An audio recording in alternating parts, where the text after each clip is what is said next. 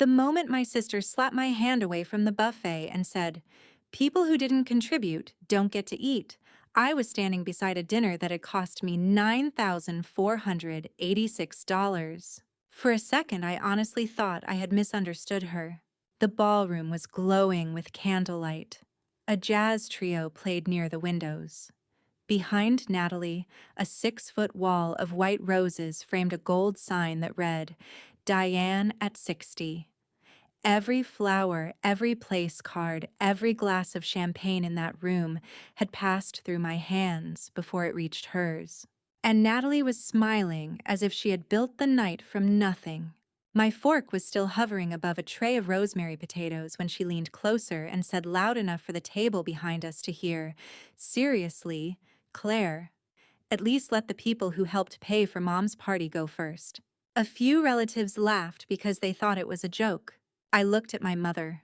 She lowered her eyes to her napkin. I looked at my father. He took a slow drink of wine and stared toward the band. Neither of them said, "That isn't true." Neither of them said Claire paid for this. My mother only whispered, "Natalie, please. Not tonight. Not tonight." As if the problem was the timing of the lie, not the lie itself. Something inside me went very still. I set my plate down. I walked past the people eating food I had chosen, past the cake I had ordered, past the slideshow I had spent 3 nights editing, and into the hotel lobby. At the front desk, I asked for the event manager. When she came out, I said, "Remove my card authorization from the Morgan birthday account." Her expression changed. "Ms. Morgan, the remaining balance is scheduled to close after the event." "I know. The balance is a little over $9,000. "I know that too." She studied my face for a moment, then nodded. "I'll need your signature." I signed. Then I walked outside without my coat and stood under the cold March rain while my family celebrated the woman who had taught me for 32 years that keeping the peace mattered more than telling the truth. That night did not destroy my family. It only stopped me from holding together a family that had been breaking me for years. 3 weeks earlier, my mother had called me during my lunch break. She was turning 60 and she said she did not want a big production. My mother always said that when she secretly wanted something beautiful, but was afraid to ask for it, she had spent most of her life making birthdays happen for everyone else. She baked cakes, at midnight remembered favorite meals, mailed cards early, and turned ordinary Sundays into reasons to gather. So when she said she would be happy with pizza at home, I knew she was lying in the tender way people lie when they do not want to become a burden. I told her, "Let me handle dinner." She hesitated. "Your sister mentioned she might plan something." That should have warned me. Natalie was 4 years older than I was and had always been good at announcing plans. She loved vision boards, dramatic group messages, and phrases like, "I'm taking the lead." What she did not love were contracts, deposits, phone calls, deadlines, or anything that could not be photographed. I was the opposite. I managed operations for a medical technology company. My job was to notice what everyone else missed and fix problems before anyone knew they existed. In my family, that made me useful. It did not make me visible.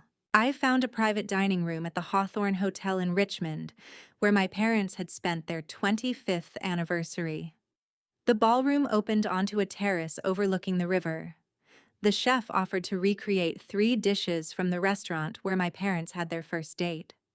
The event coordinator, Elena Ruiz, listened carefully when I explained that my mother hated being the center of attention, but loved knowing people had remembered the details. The estimate was $9,400 before final service charges. I paid the $2,000 non-refundable deposit that afternoon. I also authorized my card for the final balance. When Elena thanked me, I asked her not to mention who was paying. "This is for my mother," I said. "I don't want the evening to turn into a speech about me." That request would later feel almost cruel in its irony. For the next 3 weeks, I built the party in the hours around my job. I approved the menu tracked food allergies called had relatives, booked the jazz trio gathered photographs from 6 decades, and designed a memory table with letters from people who could not attend. I ordered my mother's favorite lemon elderflower cake. I found a florist who could get white garden roses in March. I paid extra for a small framed photograph of my grandmother to sit beside the cake, because my mother still spoke to her when she was nervous. Natalie joined the family group chat 4 days after I had signed the contract. Her message said, "Great news, I've decided to take over the vision for Mom's 60th. Claire is helping with logistics." Helping with logistics. I stared at those words for a long time. Then my mother replied with 3 heart emojis. My Aunt Melissa wrote, "Thank goodness, Natalie. You always make things so special." I could have corrected them right then. I did not. That was my first mistake. Or maybe it was simply my oldest habit. I told myself the night was about Mom. I told myself credit did not matter. I told myself correcting Natalie would create tension, and tension would make my mother anxious. Those were the excuses I used whenever I traded a piece of myself for temporary peace. Natalie called me that evening. "I knew you'd understand," she said. "You're better with spreadsheets. I'm better with atmosphere." "I already chose the atmosphere." She laughed. "You know what I mean." Then she started giving me instructions for choices I had already made. She wanted taller flowers, premium champagne, a seafood tower, custom cocktail napkins, and a photographer for the entire evening. I told her those additions would increase the cost by several $1,000s. She said, "Don't be cheap. Mom only turned 60 once." I reminded her that I was paying. There was a pause. Then her voice softened in the way it always did before she made selfishness sound like generosity. "We're all contributing, Claire. You're not the only person who loves her." At the time, I thought she meant emotionally. I did not know she had already begun collecting money. Over the next week, Elena copied me on several emails from Natalie because my name was on the contract. Natalie requested a premium open bar. She added the seafood display after I had declined it. She changed the cake inscription from "Happy 60th Mom with love from all of us" to "Mom with love from Natalie and family." She asked the photographer to position her beside my mother in every formal picture. She sent the band a revised program that removed the 3-minute speech I had planned and replaced it with a host welcome from herself. I called her. "Why did you change the cake? It sounded cleaner." "You removed my speech. You hate public speaking." "I never said that." "Mom told me you didn't want attention." That sentence landed strangely. My mother had not said that to me. When I called her, she sounded distracted. "Natalie said you were overwhelmed," Mom said. "She said you thought the party was getting too elaborate." "I'm the one planning it." A silence opened between us. Then she gave a small laugh. "Well, you girls work it out. I don't want to be in the middle." But she was already in the middle. She had simply decided I would be the one expected to move. That had been the pattern since childhood. When Natalie took my new sweater without asking, I was told to share. When she mocked me in front of friends, I was told she was insecure. When she forgot Dad's birthday and signed her name to the gift I bought, I was told it was sweet that we had done something together. At my college graduation, Natalie arrived 40 minutes late, cried because the restaurant had not saved her preferred seat, and somehow the evening ended with me apologizing for making her feel unwelcome. 2 years later, she posted photographs from a family beach trip I had organized and wrote, "So grateful I could give everyone this week together." I had paid the rental deposit. No one corrected her. Competence became the tax I paid for belonging. Because I could handle things I was expected to handle being hurt. Because I rarely raised my voice, everyone treated my silence as proof that the wound was small. The week before the party, I considered canceling everything. Instead, I did what I had always done. I fixed the florist's delivery error. I confirmed my uncle's wheelchair access. I paid the final vendor deposits. I stayed up until 2 in the morning repairing the slideshow after Natalie sent low-resolution photos, and then complained that I had not included enough pictures of her. I kept telling myself that when my mother walked into that room and saw the people who loved her, the rest would not matter. The afternoon of the party, I arrived at the Hawthorne 4 hours early. Elena met me with a clipboard and a worried expression. "There have been more changes," she said. Natalie had upgraded the wine again. She had added a second floral installation near the entrance. She had ordered printed menus with "hosted by Natalie Morgan" across the bottom. I felt heat rise into my face. "Can you remove that line? The menus are already printed." "Then don't place them." Elena nodded. "Of course." She hesitated before adding, "Your sister has also asked staff not to mention you during the family acknowledgments." I looked at her. "She said it would embarrass you," Elena explained.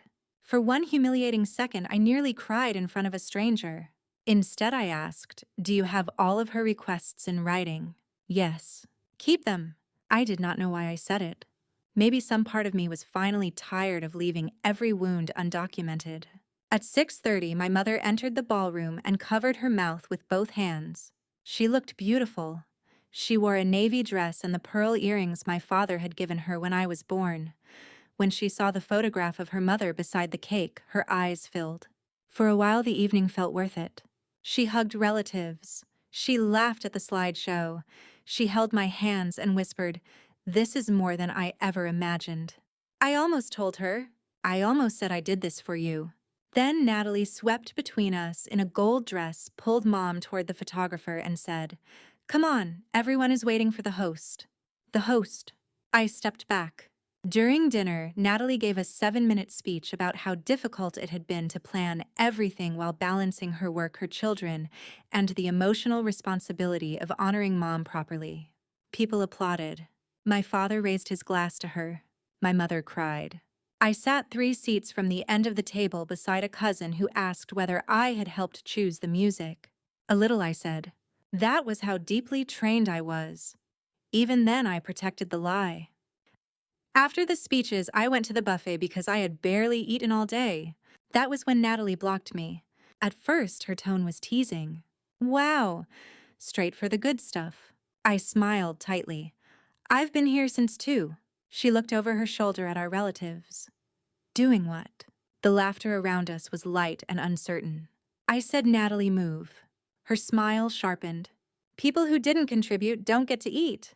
The sentence was absurd. It was also perfectly designed. She knew I would hate making a scene at Mom's birthday. She knew my parents would beg me to let it go. She knew that if I defended myself, I would be accused of ruining the night. She had built her entire power over me around one assumption: Claire will absorb it. Claire always absorbs it. Then she tapped the edge of my empty plate and added, "Maybe wait until the paying guests are served." My Aunt Melissa frowned. "Natalie, what does that mean?" Natalie laughed. "Nothing. Claire knows." I looked at my mother. Her face had gone pale. She knew enough to know it was false. Maybe not every dollar. Maybe not every email. But she knew I had done the planning. She knew I had spent weeks on the party. Still, she said, "Girls, please don't do this here." My father muttered, "Claire, just let it go for tonight." He said my name, not hers. That was the moment the pain changed shape. Until then, I had believed my parents failed to see what Natalie did. Standing there with an empty plate in my hands, I understood that they saw it. They simply believed I was the safer daughter to sacrifice. I placed the plate on the table. Natalie gave a satisfied little shrug as though she had won something. She had.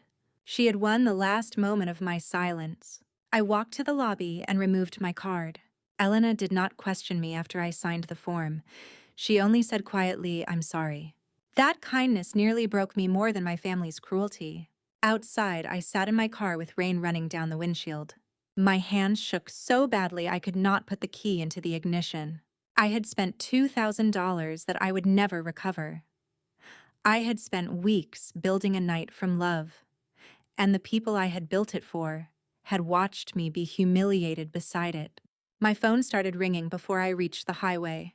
Natalie called first, then Dad, then Mom, then Natalie again.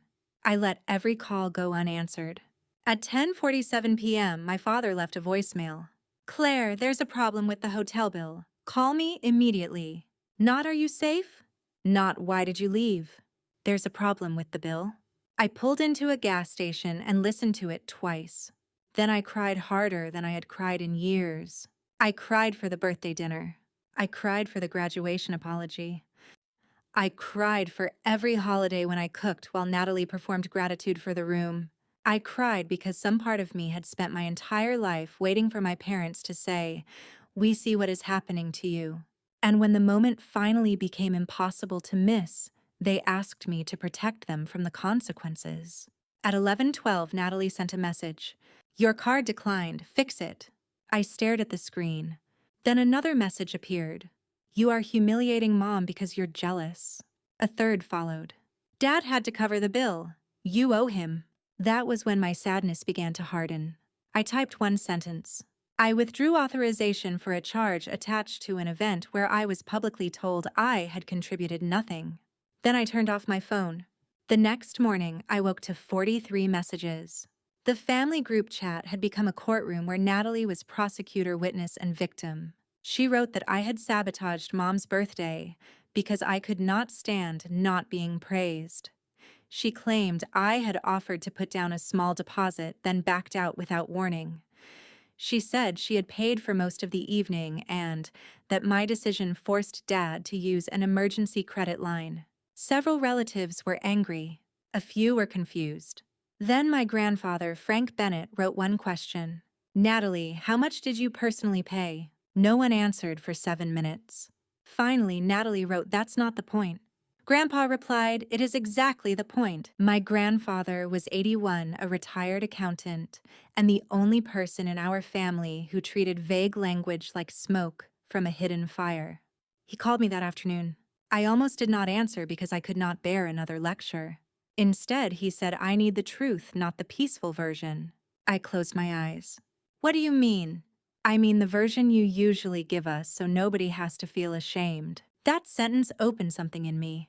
I told him everything. I told him about the deposit, the card authorization, the emails, the upgraded bar, the cake inscription, the speech, the menus, and the buffet. He did not interrupt. When I finished, he asked, "Do you have records?" "Yes." "Send me all of them." Then his voice lowered. "And Claire, do not apologize for evidence." 2 hours later, Grandpa called again. His tone had changed. "Did Natalie tell you she was collecting contributions?" My stomach tightened. "What contributions?" He forwarded me a screenshot. 3 weeks earlier, Natalie had texted him, "I'm organizing Mom's party and trying to make it truly special. Claire isn't in a position to help much, so I'm quietly covering most of it.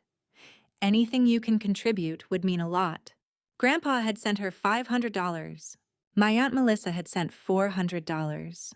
My Uncle Dean had sent $350. 2 cousins had each sent $250. By the end of that day, we documented more than $2,000 transferred directly to Natalie for a party she had not paid for. Some relatives had written Diane's 60th in the payment note. One had written my share of dinner. Natalie had kept all of it. The betrayal widened beyond me. That mattered because families can excuse cruelty toward one designated person for years, but once the lie touches everyone's wallet, suddenly truth becomes urgent. Grandpa asked each relative to send screenshots privately. He requested the hotel emails from me. Elena, with the hotel's approval, provided a timeline of change requests attached to Natalie's email address. The photographer forwarded Natalie's instructions to keep me out of the central family arrangements. The baker confirmed the altered inscription. The band leader provided the revised program that removed my speech. Grandpa built a file, 23 pages. He titled it Diane Morgan Birthday Accounting and Communications Record. It was the most Grandpa thing I had ever seen. But he did not stop with the party. Once my relatives understood what had happened, old memories surfaced. Aunt Melissa found a message from 2 years earlier in which Natalie took credit for arranging my grandmother's memorial luncheon, even though I had booked and paid for it. My cousin Jordan found the beach house post and the payment request showing I had covered the deposit. Dad's sister found texts from my college graduation where Natalie told relatives I had changed the dinner plans at the last minute, the lie that had made everyone blame me for her late arrival. It was not one ugly night. It was a system. Natalie took credit. I absorbed the labor. My parents minimized the conflict. The family accepted the easiest story. Then everyone called the result peace. Grandpa posted a message in the family group chat on Tuesday evening. This deception occurred in this group. The correction belongs in this group. He attached the 23-page file. For the next hour, no one wrote anything. Then Aunt Melissa said, "Natalie, you told me Claire refused to help." Uncle Dean wrote, "Return my money." My cousin Jordan wrote, "You asked me to contribute after Claire had already paid the deposit." Natalie left the group chat. My mother called me immediately. I answered this time. She was crying. "Why didn't you tell me?" The question was so painful I had to sit down. I tried. No, I mean all of it. I tried to tell you the parts I knew. Every time you told me to work it out with her. I didn't know she was taking money. You knew she was taking credit. That's different. Is it? Mom went quiet. I could hear my father in the background asking her to put the phone on speaker. When she did, he said, "Claire, what you did at the hotel put us in a terrible position." There it was again. The consequence before the cause. I asked, "How much did you pay?" He exhaled. The final total was $9,486. My card covered it, but I had to move money from the home repair account. "I'm sorry the hotel required payment." That is not an apology. No, it isn't. My voice was shaking, but I did not soften it. I paid the deposit. I authorized the balance. I planned the event. Then Natalie told a room full of people that I had contributed nothing and that I did not deserve to eat. You both heard her. Dad, you told me to let it go.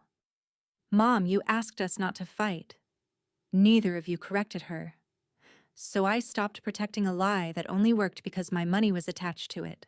My father said you could have handled it privately. Privacy did not solve the problem. Privacy protected the problem. No one spoke. I continued. You are angry because my silence used to be convenient.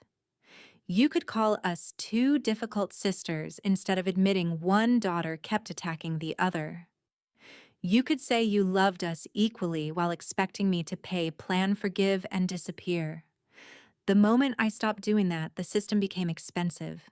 My mother made a small sound, almost a gasp. Dad said, "That's not fair." It is exact.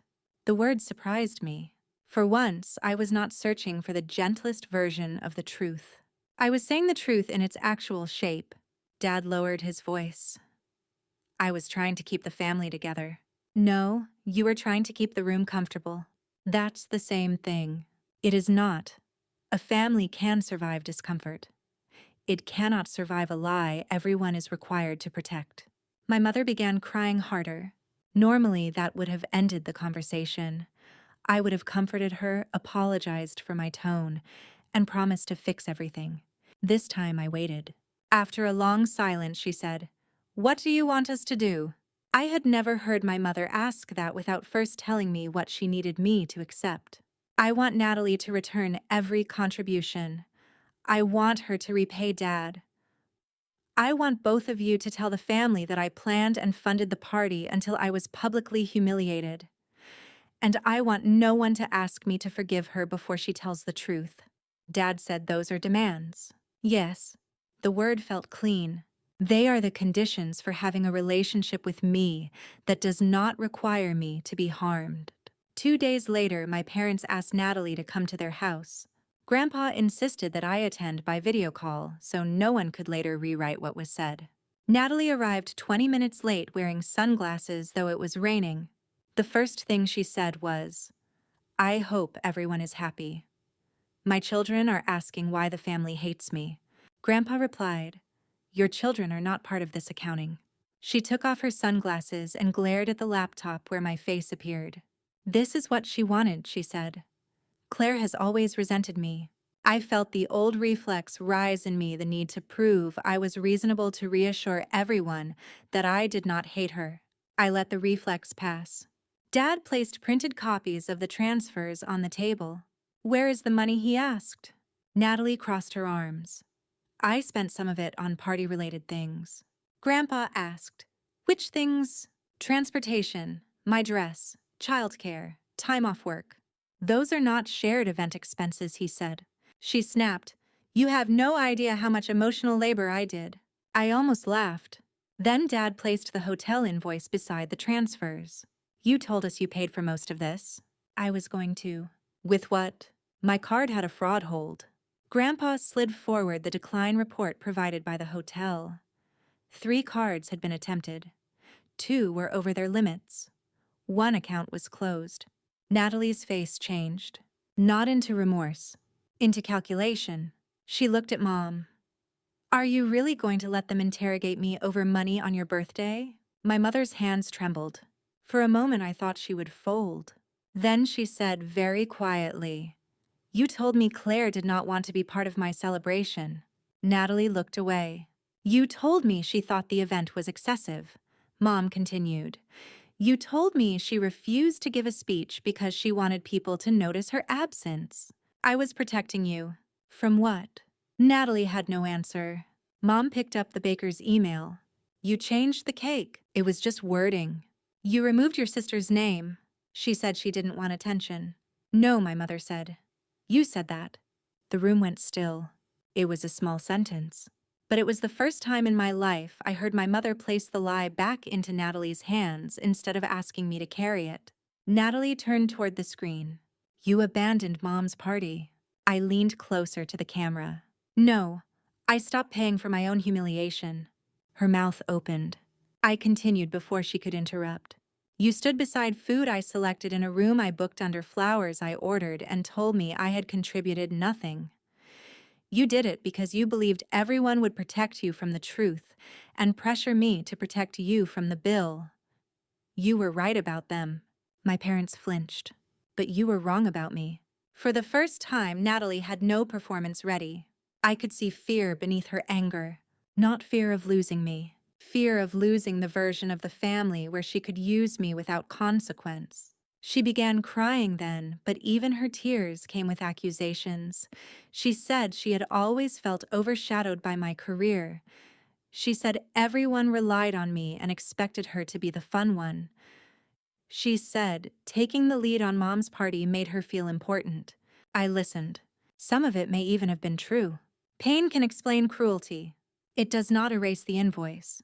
Grandpa asked again, Where is the money? Finally, Natalie admitted she had used it to cover 2 months of overdue car payments and part of her rent. She had assumed my card would pay the hotel Dad would rescue any remaining problem, and no one would compare records. That was the whole plan. My labor, my money, Dad's rescue, everyone's silence, her applause. Dad looked 10 years older when he heard it. He gave Natalie a written repayment schedule.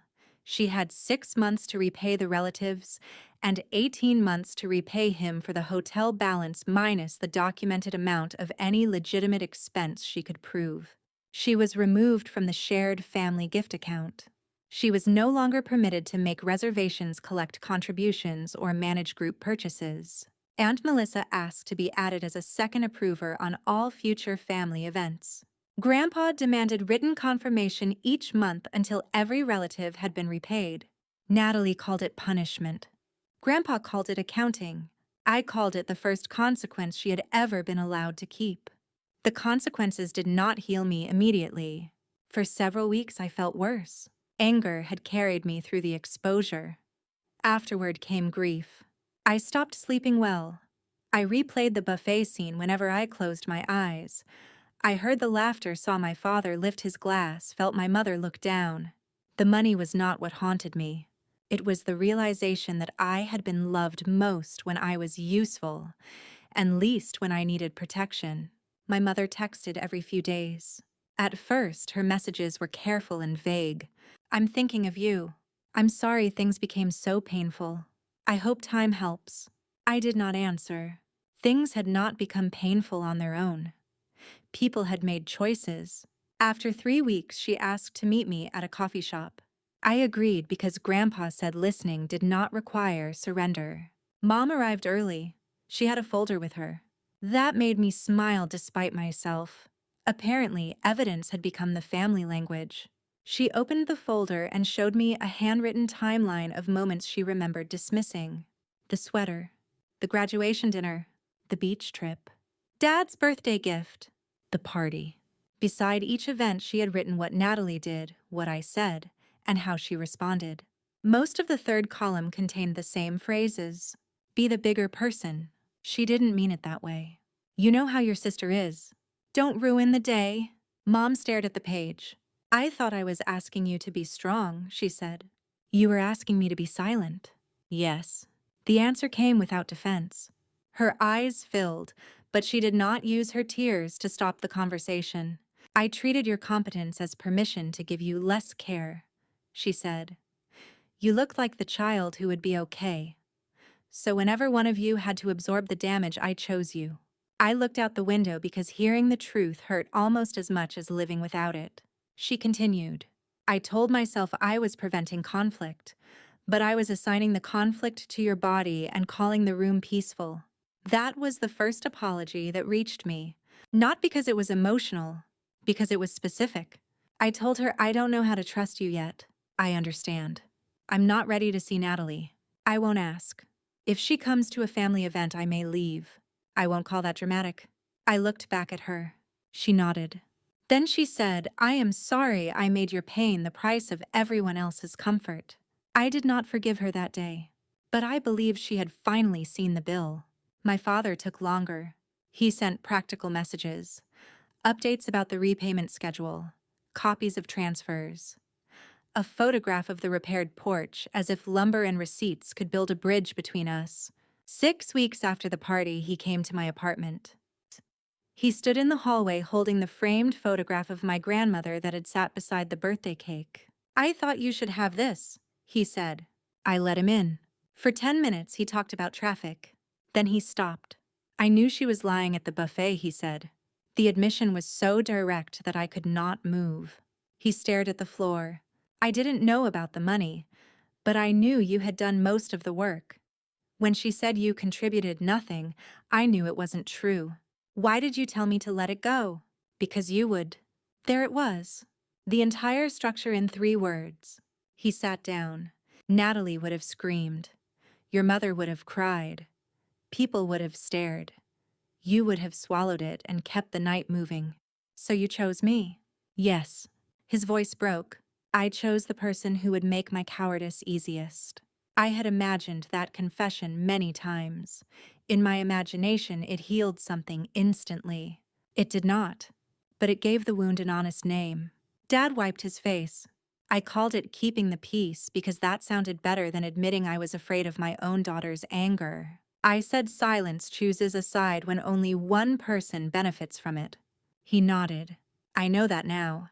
We sat there with no music, no grand reconciliation, no convenient ending. Before he left, he said, I'm sorry I taught you that being easy to love meant being easy to hurt. That sentence stayed with me. Natalie repaid the relatives slowly. The first month, she missed the deadline and blamed a banking delay.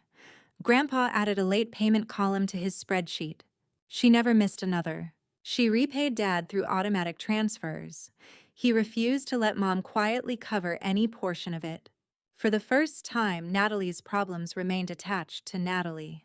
She sent me one apology by email. It was 11 paragraphs long. 9 paragraphs explained her stress. 1 paragraph criticized the way I exposed her. The final paragraph said, I'm sorry you felt excluded. I did not answer. An apology that avoids the action is only another request for the victim to carry the truth. Months passed. Family events became smaller and more awkward, but also more honest. No one handed Natalie the group card. No one volunteered my labor without asking. When Aunt Melissa planned Easter brunch, she posted the budget, listed each contribution, and named who had completed each task. It felt almost embarrassingly formal. It also felt safe. My mother began correcting small distortions in real time. When Natalie told a cousin she had helped coordinate the birthday vendors, Mom said, No, Claire coordinated the vendors. You requested upgrades. The first time she did it, Natalie left the room. Mom did not chase her. That mattered more than any speech. My relationship with my parents did not return to what it had been. I did not want it to. What we had called closeness had depended on my constant availability, my money, my planning, and my willingness to pretend I was not hurt. We built something slower. My mother asked before giving my time away. My father corrected lies even when correction caused a scene. I stopped answering every emergency. I stopped paying first and discussing later. I stopped confusing being needed with being loved. On the first anniversary of the party, Grandpa invited me to lunch. He brought the old accounting file in a manila envelope. Across the cover, he had written "Closed." "Everyone has been repaid except your father," he said. "She has 4 payments left." I ran my fingers over the word. "Do you think I ruined the family?" I asked. Grandpa looked offended. "No, you resigned from a job nobody had the right to give you." "What job?" "Family shock absorber." I laughed for the first time when talking about that night. Then he said, "A boundary always feels like cruelty to the person who benefited from its absence." I folded the file and placed it in my bag, not as a weapon, as proof that I had not imagined what happened. That evening, my mother called and asked whether I wanted to come over for dinner. She told me Natalie would not be there. She did not say it with accusation or pressure. She simply gave me the information and let me decide. I went. Dad made too much pasta. Mom burned the garlic bread. We ate at the small kitchen table where no one gave speeches and no one needed applause. At one point, Mom reached for my hand. "I still wish I had protected you sooner," she said. "So do I." She nodded. There are wounds that do not disappear just because the people who caused them finally understand. But understanding can stop the wound from being reopened.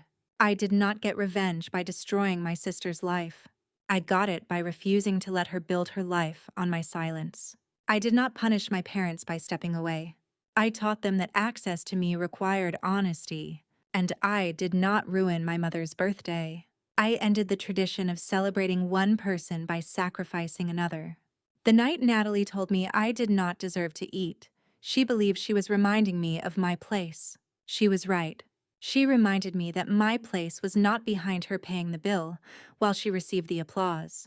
My place was not beside parents who watched me bleed quietly because noise made them uncomfortable. My place was not inside a piece that required me to disappear. So I left the table. And for the first time in my life, I did not come back carrying the check.